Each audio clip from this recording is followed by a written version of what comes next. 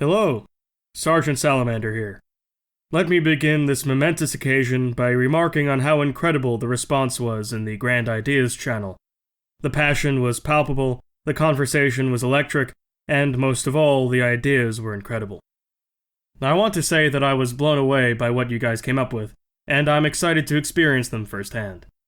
After a long and agonizing process, I've chosen 5 scenarios from the multitudes which you provided me with, which will go live at the same time as this video in the form of a poll. For those whose idea wasn't picked, it wasn't for lack of quality or imagination, but simply because YouTube polls only allow 5 options, and I had to make some tough choices to decide who got through, based not only on my personal interest, but also the response from you guys based on your conversation and general engagement. Your candidates are as follows. Scenario number 1. Tocharia, as suggested by Nerm. The green-eyed generals of Chinese myth are more than legends. They're the great kings of the Tarim Basin, the red-haired warriors of the Taklamakan Desert, and a formidable force commanding tribute from pastoral barbarians and imperial houses alike.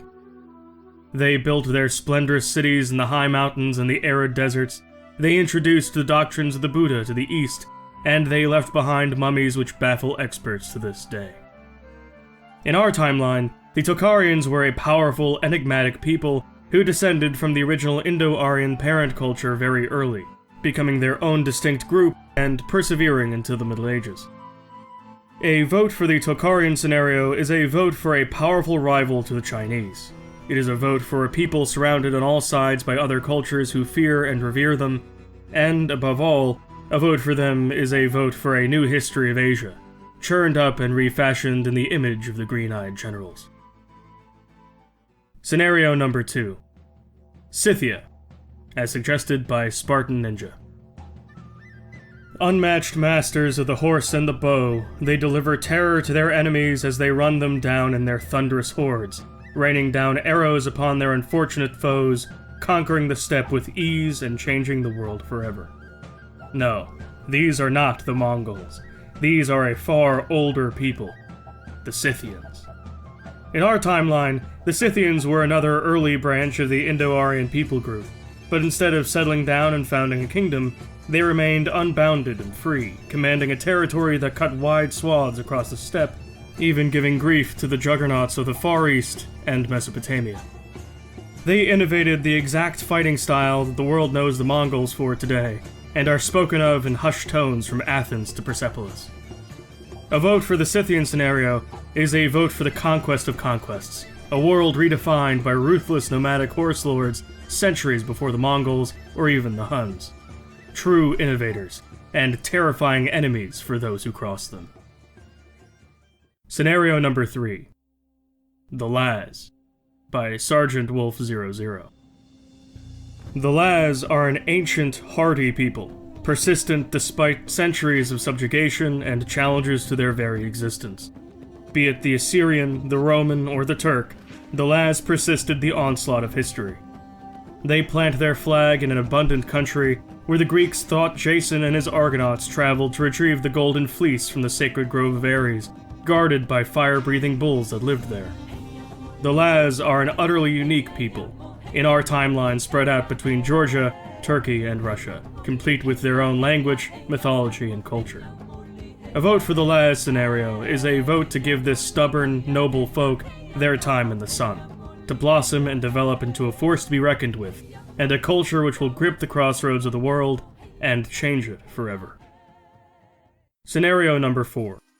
Persia, as suggested by Patata Assassina.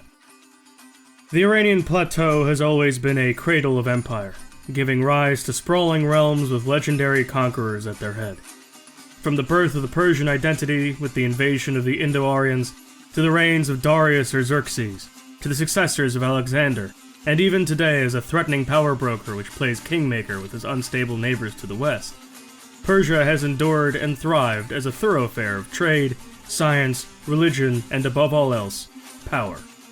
A vote for the Persia scenario is a vote for majesty, intrigue, and empire at the center of Eurasia. Scenario number 5. Croatia, as suggested by Sethinator. The Croatian people hardly need any introduction. A proud people and distinct culture stretching down the Dalmatian coast, they have experienced the fullness of history. They have conquered and been conquered. They have built and destroyed, and above all they have remained resolutely themselves, be it through the flames of war or the laurels of peace. A vote for the Croatian scenario is a vote for a scene set in the busy heart of the Mediterranean, plunged into the abundant life and vibrancy of neighbors like Italy, Byzantium, Greece, Romania, and of course its fellow Balkan cultures, with which it has had a complex and multifaceted relationship.